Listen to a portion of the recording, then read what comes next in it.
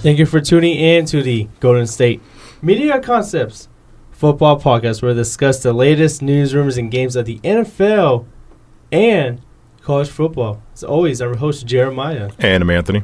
And we're back again for episode 177 of the GSMC Football Podcast. We got a lot to talk about today.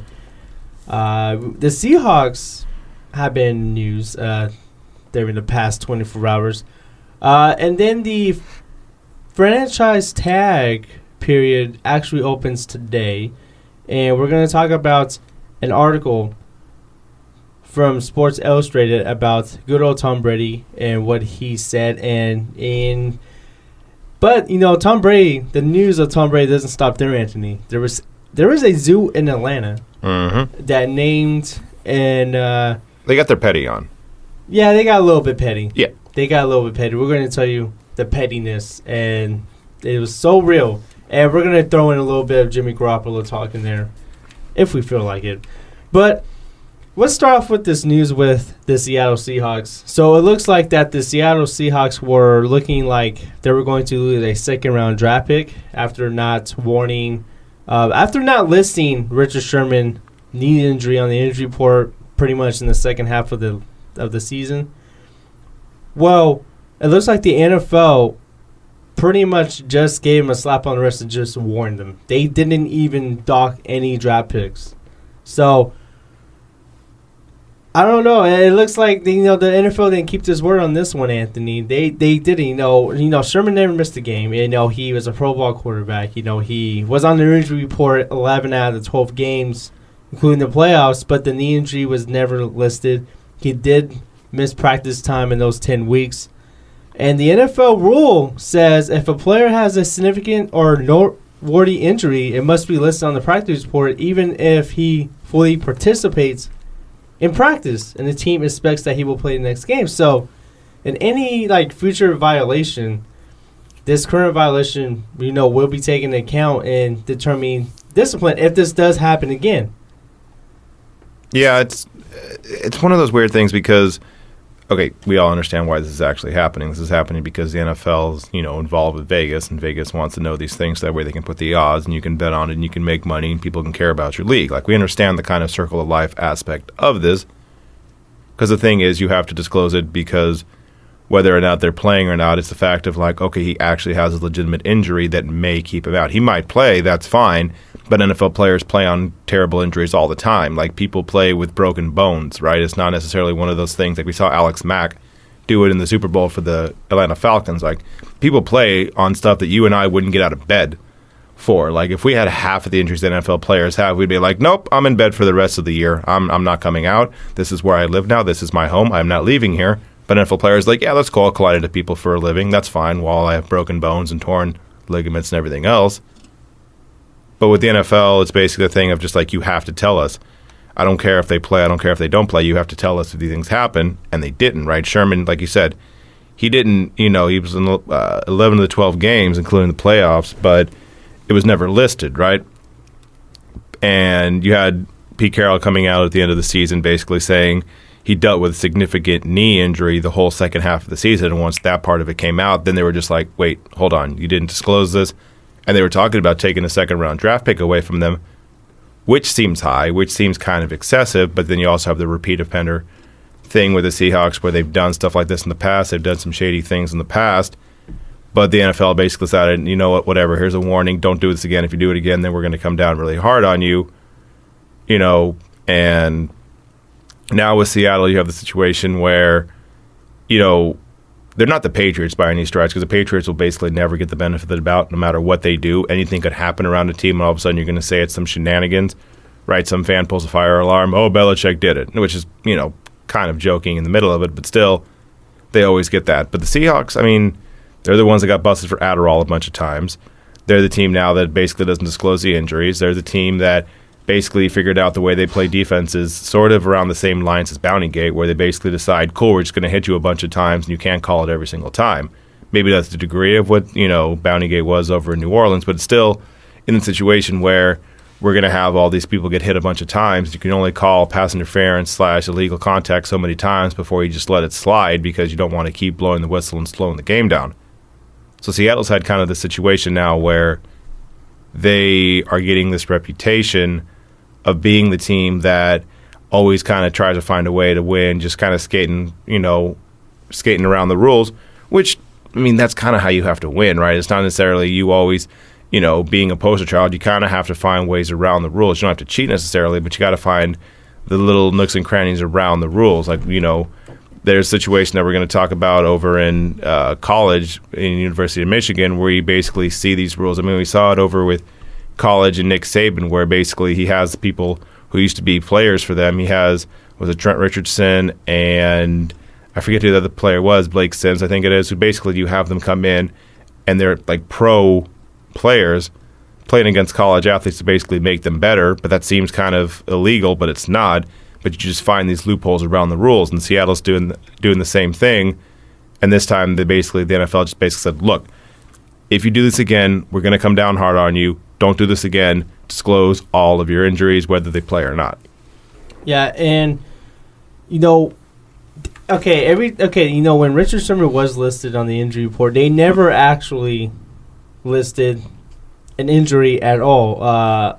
The Seahawks listed the reason for Sherman to miss practice all those time during those last few weeks of the season was non-injury related, and Sherman was listed with the ankle injury. Right. So I can see why the Seahawks did not list the knee injury of Sherman because it may have been like a competitive advantage. Richard Sherman's looked at as one of the most physical defensive backs in the league. Right.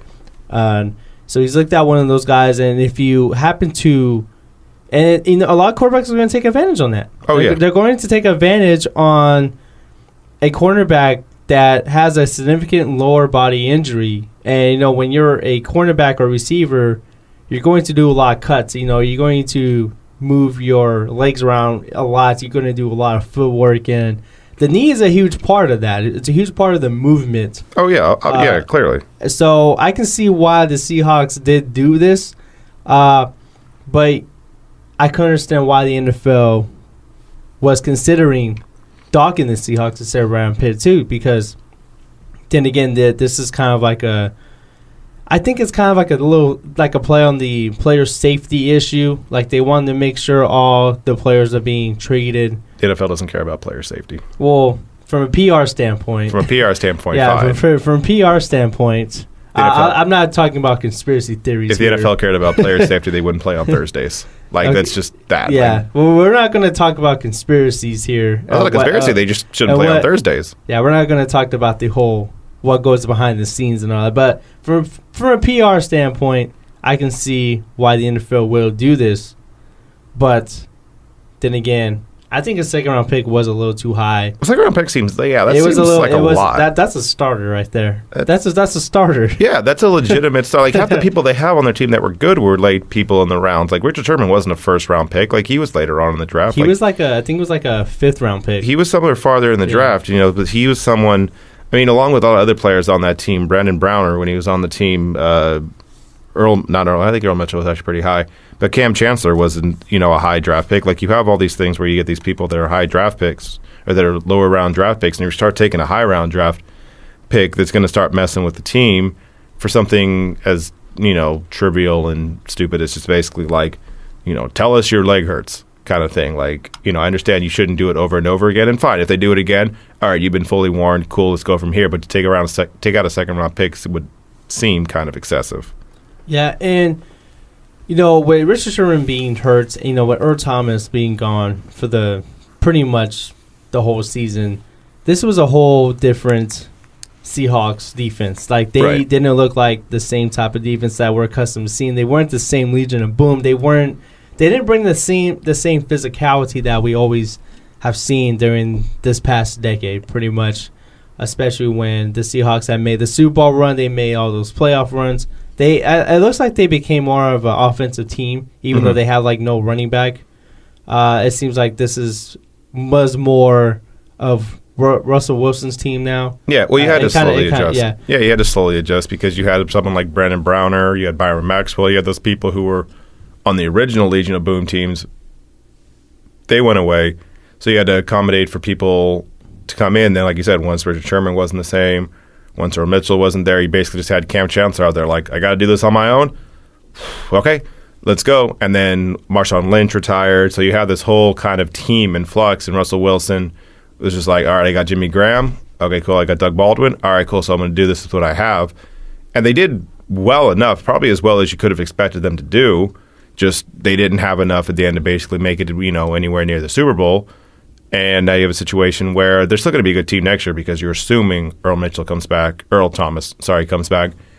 And he, assuming he doesn't retire, I don't think he's going to retire, but assuming he comes back, assuming Sherman's 100%, assuming they find some running back, I don't even, just any running back, just find one, just take Adrian Peterson, I don't know, take some running back, and you're going to have a good squad now. You're going to have a good offense, which you figured out, okay, cool, Jimmy Graham, Doug Baldwin, all them can still play with the Seahawks. It's going to be doing really well.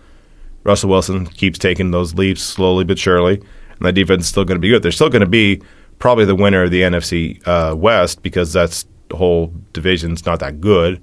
Arizona might be good. San Francisco's garbage and LA's garbage. They're the only ones that's actually good in that division consistently.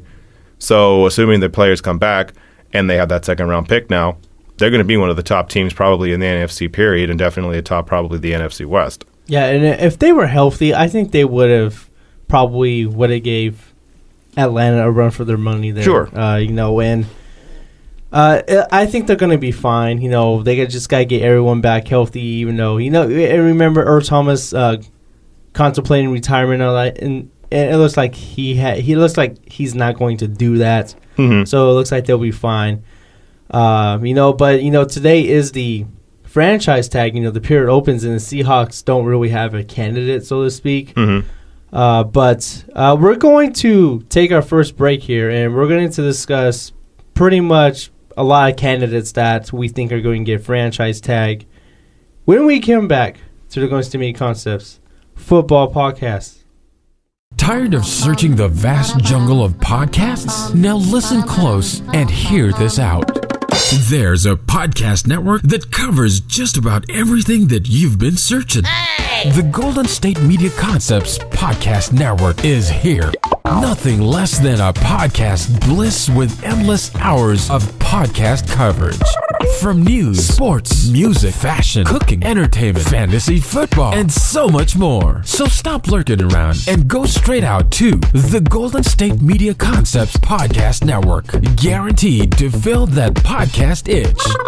Whatever it may be. Visit us at www.gsmcpodcast.com. Follow us on Facebook and Twitter, and download us on iTunes, SoundCloud, and Google Play.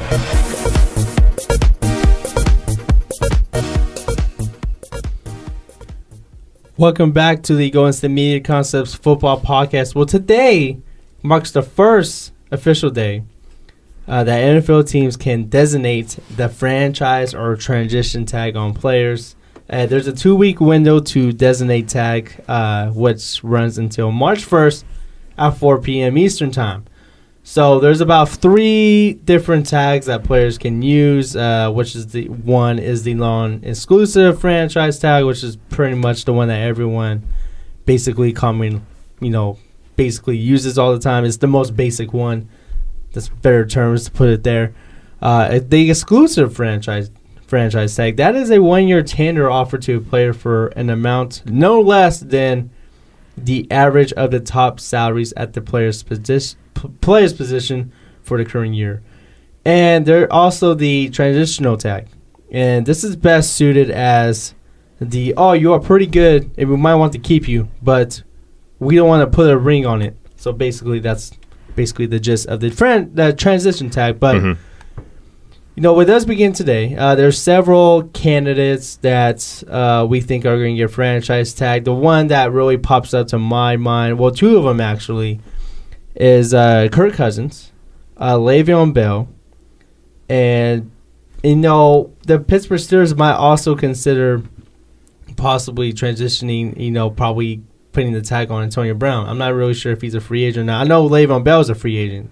They want to do an extension with Antonio Brown to where Le'Veon Bell they might do the franchise tag with. That's how they're probably going to do this. Yeah, so there's a lot of different candidates that a lot of teams have pretty much a lot of options. So the ones that do stick out to my mind are Le'Veon Bell and Kirk Cousins. I think, Anthony, you and I agree that they're probably going to get attacked. Yeah. No, I would. Yeah, those two. Well, the thing with Kirk Cousins is because Kirk Cousins basically got it last year, and he doesn't want to have it again this year because you don't want to keep signing these 1-year deals because even though you're a quarterback, if you get this vicious injury, and maybe not to that degree, but Teddy Bridgewater, then all of a sudden your career is in jeopardy. If you tear your ACL, you can be Sam Bradford and come back, but it's a situation where I understand you make a lot of money for that 1 year, top 5, average top 5 in your position, but it's the same thing where you don't want to just keep going over and over again these 1-year deals and risk injury. So Cousins might be the one that's not. Le'Veon Bell, even with his quote-unquote off-the-field issues where he keeps getting suspended for weed or he, has this or that happening, he would be someone that, you absolutely try and sign him, get the, franchise tag going so that way you have just 1 more year and hopefully he, can basically be the same guy that he's been over the past few years, one of the best running backs in the league and somebody that looks like he's running in slow motion but still manages to get a whole bunch of yards at the end of it all. Yeah, and I think one person in particular that's going to, I don't know if he's going to get franchise tag, but he's a candidate to get the tag slapped on him is Dante Hightower, he's slated to be a free agent. He was probably one of the best players on this defense for New England. Had a very, very strong second half performance in Super Bowl 51. Probably one of the reasons why they make this comeback. Of course, we can talk about Brady, but that defense was also a major part of that 25-point comeback. Dante Hightower had a tackle for loss, strip sack. He had freed up 2 defenders to pretty much get a sack for his teammates, whatever. So he was a huge part of this team's performance. So that's one there, but it's going to cost probably $15 million. Sure, and Belichick doesn't necessarily want to do that. I think that's more than what Tom Brady's actually getting paid. You have a couple of people who are like, one of the situations where, you have something like Eric Berry, right? Eric Berry is someone that, he didn't want to necessarily play under the franchise tag. He basically has a situation where he's, not necessarily, he's back from, the problems that he had before with the cancer and everything else like that, but they're still not 100% sold and invested and everything on him. He, looks like he's going to get the franchise tag, but he's talked about, I don't want to do this, and he might try and hold out. But the only people that can really hold out are people that are like super, super, super valuable. And I'm not saying he's not, but the people last year like Von Miller, who basically made us think about it, and if Kirk Cousins decides to do it, both of those are like majorly vital to a team, right? Von Miller, Super Bowl MVP, best defense in the NFL. I'm not playing. I don't want a franchise tag. He can make us think about it. Kirk Cousins, quarterback. Quarterback can make us think out of it. Safety, not so much. So he might get franchise tagged. You get Chandler Jones, who's over in Arizona right now, who came over from the Patriots. He's going to want to get his money. You have other things, kind of weird circumstances like a Terrell Pryor. He's over in Cleveland. He wants to get the franchise tag, and I could totally see them doing it because they basically may look at Terrell Pryor like, okay, great, you had one great year, great, 1,000 yards. You had a good year. Let's see if you can keep doing this once you basically have NFL defenses look at you and say like, oh, okay, cool, now we know what you're good at. Let's take that away. And if you can still do it year 2, year 3, year 4, then cool, we'll sign you to whatever you want. But after 1 year, they'll do a franchise tag on him just to see if he can keep it up. Because one thing the NFL will always do is you can have your 1 year of insanity. You can have your RG3 year. You can have your Colin Kaepernick year, right? You can have the years where you're great at one thing, because I mentioned those two guys because they, were a quarterback that ran to where, Terrell Pryor was a quarterback that played wide receiver. It's a different position, different kind of skill set, but he had a really good season. But if you can only do it for a short amount of time, the NFL doesn't bother, keeping you because you're not the same type of player. You had Ronnie Brown who was running that Wildcat offense, and eventually that, basically went away after a year. You got to kind of be consistent about it. So I can see them doing that over in Cleveland with Terrell Pryor. You got Jason Pierre-Paul over with the Giants who, doesn't have all of his fingers. And, he still had 7 sacks. He still had a really good year. But they'll probably franchise him again franchise him just to basically see if he can still keep this kind of production up because while he was still really good, he wasn't what he was before 4th of July a couple of years ago. No. And there's a reason why for that. But, Jason Pierre-Paul is one of those players that wants a long-term contract. I don't think if he tests the free agent market, which I think could happen, I don't think a lot of teams are going to give him that big contract unless there's a team with a huge salary cap, was to say like the 49ers, they have like a lot of money left in the salary cap, or the Browns, so to speak. So pretty much a lot of the bad teams have a lot of salary cap that's going to be available to them. But I highly doubt Jason Pierre-Paul would go there unless it's a big contract. So I do think that the Giants will give him a franchise tag options. And there's other options as well. Sticking to defensive players there.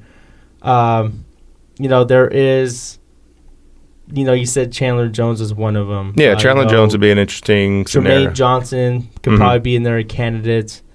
I think Tremaine Johnson could honestly walk. He's one of the top cornerbacks in the free agent class. But, speaking of other players that are most notable, we did talk about Kirk Cousins. Now, Alshon Jeffrey. Yeah, Alshon Jeffrey. He's a franchise tag candidate in Chicago. I think he's someone that really wants a long-term contract. He's still young enough to get it. I don't know if he wants to be there, though. It's the thing. But I do think if he does have the franchise tag, he's going to play. Right. He's going to play no matter what. We did talk about Kirk Cousins already. We talked about Jason Pierre-Paul. You did talk about Terrell Pryor. Melvin Ingram's also someone, too. He's been really very consistent for the Chargers lately. You got Eric Berry. Terry Poe for the Kansas City Chiefs. There's a lot. Hell people. No, there's a lot of people that are potentially going to do this stuff. You also have the situation where, forget about just like the franchise tag, but you also have the situation where you start cutting people, right? Like Adrian Peterson might get cut. You get Darrelle Revis who might get cut. Also Brandon Marshall on that same team might get cut. You have these situations where you'll take players. The Patriots are going to cut a bunch of people that that's kind of what they do. Like they may cut Hightower. They may trade Hightower. They may do a bunch of different things because who knows what they do. They had, Chandler Jones, and they traded him away before the season started. You had, what's the name of the linebacker that they traded? Jamie Collins in the middle of the season, so they don't really care. Like they've done this for almost 2 decades now, going back to Ty Law and everybody else. Like they don't care. If they think they can get something good for you, they're going to trade you away. So there's going to be a lot of people also that you see that you would have thought, oh, wow, I thought he would still be on the team. That all of a sudden they're gone. If Brandon Marshall becomes a free agent, he can go. He can go to the Patriots. He can go to the Colts. Patriots can get Victor Cruz too, so don't forget about that. Yeah, they can get all these different scenarios are going to happen. Victor Cruz is one of the people that maybe you'd think was going to get cut. He'd been on the Giants for a little bit now, but wasn't the same kind of guy as he was in the past. Had these injuries. Now you got Odell Beckham, who's a freak of nature. They got rid of Victor Cruz, so a lot of scenarios are in play. If a team doesn't want to franchise you, they can just cut you, right? Like they may want to get you in at this certain amount of money, but if you basically keep saying no, I want da-da-da-da-da, they're like, all right, well, we're just going to cut you then, and we're going to basically, let you go wherever you want to go. Those scenarios are possible as well. Yeah, there's a lot of possibilities. Just before we go to our last break here, there's other couple of players that could be candidates for franchise tag. We got Stephon Gilmore, the Buffalo Bills. We got Dre Kirkpatrick. They're both going to cost $15 million, so... Right. I do think with the Bills, I think if they decided to keep Tyrod Taylor, I don't know if there's any chance that they can afford to franchise tag Gilmore. Kirkpatrick, he's been a really solid cornerback for the Bengals defense, but $15 million might be a little bit too pricey there to keep. Probably one of the best free agents in the cornerback class is A.J. Bouye from the Houston Texans. He's a candidate for the Texans to use, but Texans already have a lot of cornerbacks on their team that are pretty valuable. We got Jonathan Joseph, who was hurt this year, Kareem Jackson, Kevin Johnson, who was a 2015 first-round pick. So I can possibly see him not being franchise tag, especially if he was the number 4 corner. Sure. That opened up. He just happened to get some playing time because of injuries. So there's a lot of possibilities that's going to happen.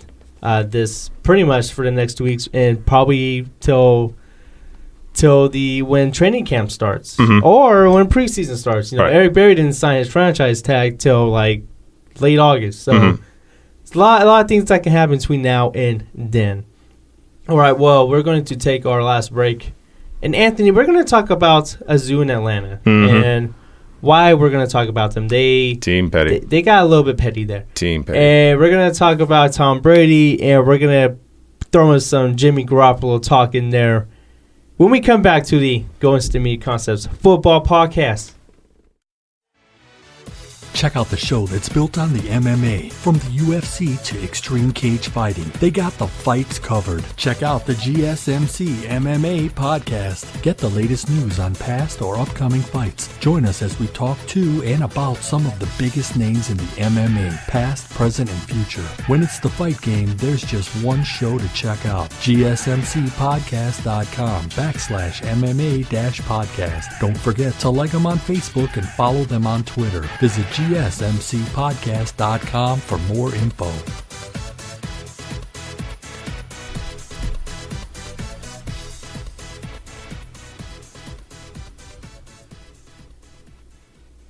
All right, Anthony, this is probably one of my favorite stories of the week. When I saw this story on Facebook yesterday, I knew for a fact we were going to talk about it. I knew you were going to like this because you enjoy these type of stories. You always enjoy pettiness. I'm always about the petty. You're always here for the jokes. Always here for these jokes. All right. So, the story is the Zoo in Atlanta on his official Facebook page.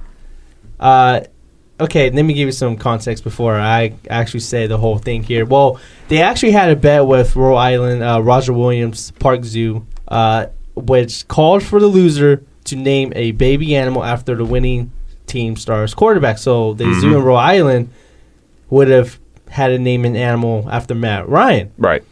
Both zoos figured the loser would be pretty bitter about the game, so they agreed. They agreed that the animal in question would be mad at. So, the thing about this bet, they never actually identified the species of an animal to do it. They just said we're going to do an animal. You didn't say bear. You didn't say whatever. They didn't do it. So, pretty much, both zoos would. It looks like they're going to be petty no matter what. But the Zoo Atlanta got really petty about this. Mm-hmm. So, the animal that they agreed to name after Tom Brady was a cockroach. Madagascar. I think I added a couple A's in Madagascar right there. Madagascar hissing cockroach. Yes. So the zoo introduced a whole family of cockroaches in a video Monday. I think it's on his Facebook, including a tiny Tom Brady and the Brady Bunch there. I think they named it after. I love it. Like I'm all about this. Like if I can make jokes about Brady and all the stuff like that with Spygate and everything else like that and Deflategate and what they want to do with Goodell, if I can make these jokes, it can go in reverse. That's totally fine. You want to make jokes with this? I'm all about it because who to say Rhode Island wouldn't have made him like, you know, some kind of like a snake, right? Make Matt Ryan a snake or something like that. Like you can get these jokes different ways. Cockroach, that's clever. Like I wouldn't have thought about that. And, you know, Zoo Atlanta, good for you. You know, your team blew a 25-point lead. That's not that nice. But, you know, you get these jokes off with the, you know, cockroach being the new Tom Brady and the Brady Bunch. I like it. It's at least, like, you know, something that's, like, new and, like, you know, it took some thought and stuff like that. It did. Because they probably went around there just like, all right, so they lost. We had a 25-point lead. So, okay, hold on. What are we going to do? All right, let's look at all these animals. The bear? No. The lion? No, we're not doing that. That's too good. Snake? Nah, that's pretty good, but I feel like that's not good enough. A rat? We don't have rats in here. That's not going to work. Ooh, a cockroach. Yeah, we're going to do that. Let's make him a cockroach. Like, I respect it. I do. Can you imagine, like, the meeting that occurred to make that happen? Like, dude, one guy was just like, believe this, we're not doing this. I don't want to do this. No, we made a bet. We got to keep the bet. Well, what the hell do we have? We have a cockroach. Yes. Jim, good job. Raise. Raise for you, Jim. Yes. All right. The guy or girl that did this. Yes. Probably got a promotion, yes, or probably at least a raise. And if they didn't, give that person a raise. This was probably the pettiest story I've ever seen in like the NFL. I have never seen this. I literally laughed, and I don't know when I read this, I literally thought of this show. Well, you see recently that Brady basically said like he didn't use Deflategate as motivation for this year.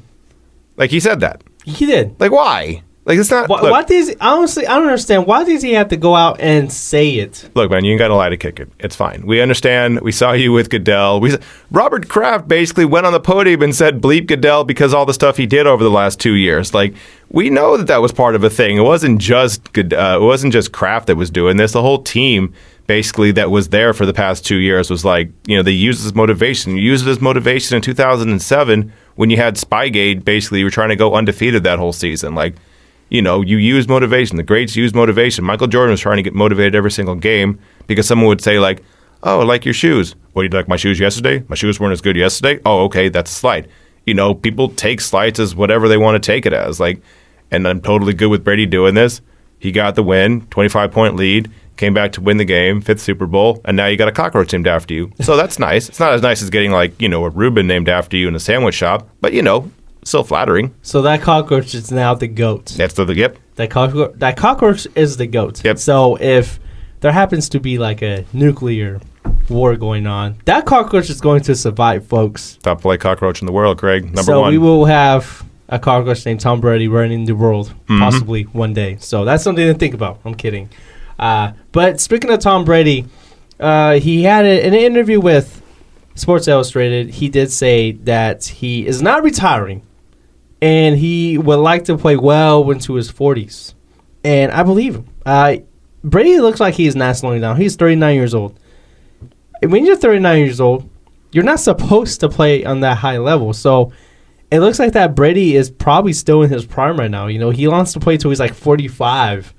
He says he still feels good. He said that his body still allows him to play the way it did. And I don't see him slowing down anytime soon. With Brady looking like he's not slowing down, it has kind of brought Jimmy Garoppolo in trade talks for other teams that really need a quarterback, bringing Jimmy Garoppolo in as a starter. And Jimmy Garoppolo does have a small sample size, but man, I don't see Tom Brady slowing down at all. Well, low-key thing about the Patriots for the past 5, 6, 7, 8 years was the fact that Tom Brady married Giselle, and she's got more money than he does, so he can take a discount, and by him taking a discount, you can spend money on everybody else. And now with this whole thing with Jimmy Garoppolo, now you have the situation where you have another player who's going to be really valuable, who you can get draft picks for, the draft picks that were taken away for Deflategate. You can get all these other players now for cheap that you can surround Tom Brady with, because Brady's not the same dude he was in 2007. Go watch 2007, throw in those bombs to Randy Moss.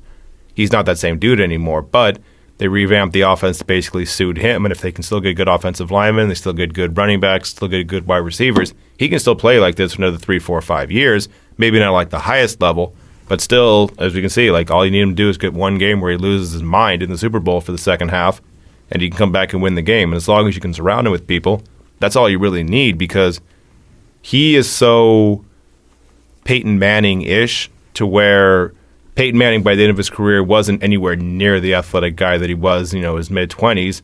Not that he was really athletic back then, but even, in his late 30s, he wasn't close to the athleticism that he was then, but his mind was so great that he basically was winning games with his brain alone.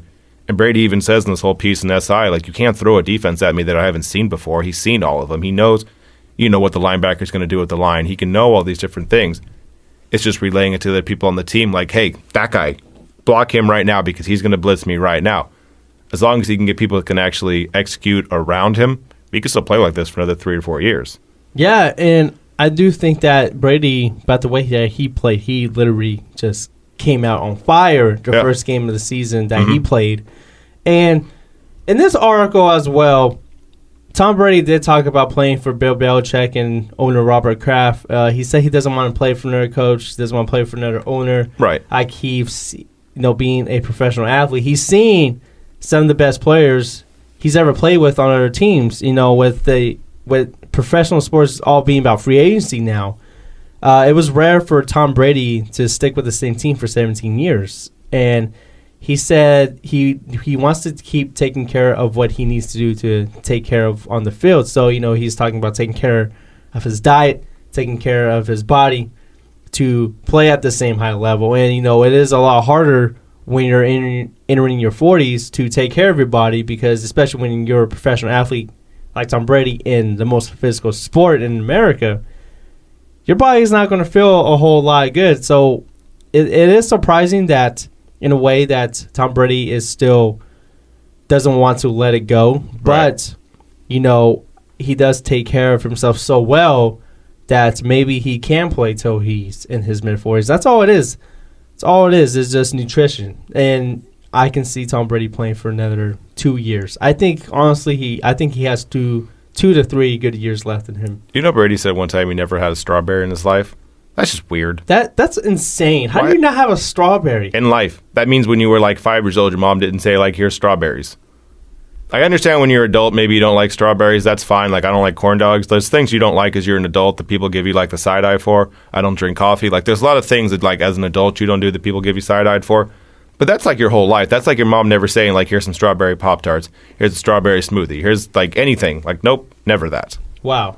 How do you not have a strawberry? I say that to say, basically, like, his nutrition is kind of insane. Like, he has people around him 24/7 that basically make sure that he kind of keeps his fitness and his, nutritional. Or he probably has someone to slap food out of his hand. Yeah, whenever he's like, oh, I want to get a Pop-Tart. No, Tom. No. Bad Tom. Bad Tom. Bad Tom. Bad. Right. Bad. No, don't touch it. Mm-hmm. But, with Tom Brady look like he's still going to play at a high level, it leaves the Patriots with the decision to trade Jimmy Garoppolo. And, reportedly that the Patriots want a first-round pick in exchange for Jimmy Garoppolo. Personally, when you look at the teams on top of the order, you got the Browns, the 49ers, you got the Bears. Those are teams that really need quarterbacks. If I'm one of those 3 teams, I don't know if I really want to trade my top 3 pick for a quarterback. And don't get me wrong, like, I don't think any of the quarterbacks in this year's drafts are worthy of a first-round pick. Even though I do like Deshaun Watson, I still think he can be a good player in the league. I just think he's going to get drafted too high because there's such a need in quarterbacks. But I don't think any of the quarterbacks this year are worthy of a first-round pick. If I'm one of the top 3 teams or top 5 teams or teams that need a quarterback, like the Bills at number 10 or the Texans at 25, who I think that could take a quarterback in the first round. Right. I think, honestly, they're going to probably take a chance on a defensive player that can make an impact right away. Like, Myles Garrett's sure number 1 pick. It's going to be the number 1 pick no matter who is there.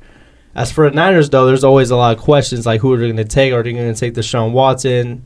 Are they going to take Jonathan Allen or any other player on defense? What are the Bears going to do? So, I don't know if I'm willing to give them a number 2 and number 3 pick to Jimmy Garoppolo, but I can definitely see them, trading a high second-round pick. That's still pretty good. But, honestly, though, I would honestly take Jimmy Garoppolo over any of the quarterbacks in this year's draft for a couple of reasons. Because, for one, he's playing a pro system, learning behind practically the greatest quarterback of all time. Mm-hmm. He's been in the winning culture. And I know people act like Jimmy Garoppolo is like a rookie. He's had some time. He's been really good when he was when he started, and I do think the environment that he's been around really will benefit him. And I would take him over any quarterback in this year's draft. Right. So it's like one of those things where you got to kind of weigh through these things, and you got to figure out what's going to be the top flight thing that he can be. Right. It's going to be basically Matt Hasselbeck, who was a backup for Green Bay for a bit, then went to Seattle and flourished, or is he going to be Matt Flynn, who was a backup in Green Bay and then went to Seattle and was terrible, right? Like, which of the 2 situations do you want, right? So you have Garoppolo, who has experience and did well for a couple of games, but then you also got the, draft pick quarterback, which can be hit or miss. Sometimes you can take someone who's, second-round pick, like a Drew Brees, great quarterback, Hall of Fame quarterback, Super Bowl champion, everything else like that. Or you can, freak out and draft someone high, and you can take Jared Goff at number 1 overall. And I understand it's only been 1 year, not even a full year for him, but he looks god-awful. So, it all depends. Are you going to get Blake Bortles? Are you going to get Blaine Gabbert? Or are you going to get Cam Newton? Like, it's really hard to figure it out from the college system what's going to translate to be good. Because even as good as Andrew Luck is, he's, you draft him, cool, great, he's fantastic. He he also gets hurt a lot, and his team hasn't done any kind of winning, which isn't fully his fault, but still, all you have is him. Like, you need to build around him, too. You can't just go after a quarterback and say, okay, everything's fine. That's not how it works. Ask the Colts, like I said, how that works. So, Garoppolo will probably leave just because you can get so much for him. It all depends on whether he goes, like I said, the Browns, the Niners, the Bears, the Jets, Bills, someone like that, like seeing where he ends up going. Yeah, I actually think, there is a couple of things that do scare me about Garoppolo because, he does play for the Patriots, and there's a couple of quarterbacks that have come for the Patriots, most notably Matt Castle. He had that one good year in relief of Tom Brady, and then going to the Kansas City Chiefs, and he just hasn't. He struggled for a couple years there. Jimmy Garoppolo, I think, is a whole different type of quarterback. I don't think Jimmy Garoppolo is Matt Castle. I don't think he's Matt Flynn. But I do think whichever team does acquire him, I think you kind of have to pull back your expectations just a little bit. Just a little bit. Don't expect him to be Tom Brady right away. Right. Because he's just not. Expect him to be Jimmy G, okay? And that's why I don't think that. I think if the teams that are in the top 10, top 5 of the draft, if they do trade that pick for Jimmy Garoppolo, I think it's a little too high for that reason because there's such a mystery there. I for sure think he's a second round value. It all depends. Second round value. Sure, and it all depends. Like you said, like don't expect him to be Tom Brady out the gate. Well, it all depends where he goes. If he goes to Cleveland, then they may want him to be great, but they're kind of like, oh yeah, our team stinks around him, but he can only do so much. I think they'll kind of understand, like, well, we want him to be great. Like, we kind of get that, like, you can't, build this all with one guy. But if he goes to the Texans, they're going to expect to basically be in the Super Bowl because you got everything else around him. It all depends where he goes. If he gets traded to the Jets, it's the Jets. They stink. They've stung for decades. They're going to stink for decades. That's what they do. They're the Jets. They're the mild version of the Browns. If they go to the Niners, we all know the Niners are bad everywhere. If he goes to the Bills, then a little bit more expectations. Like, it all depends where he ends up going, assuming, like you said, he does leave the Patriots. All right. Well, it remains to be seen where Jimmy G goes. We don't know at this point. Right. We will know, hopefully, soon in the next month or so. But that's going to end our show. Mm-hmm. And we're going to be back tomorrow. We're going to discuss any type of news that happens over the next 24 hours. I'd like to thank you guys for tuning into the Golden State Media Concepts Football Podcast. As always, I'm Jeremiah. And I'm Anthony. And you guys have a good day. And see us back tomorrow.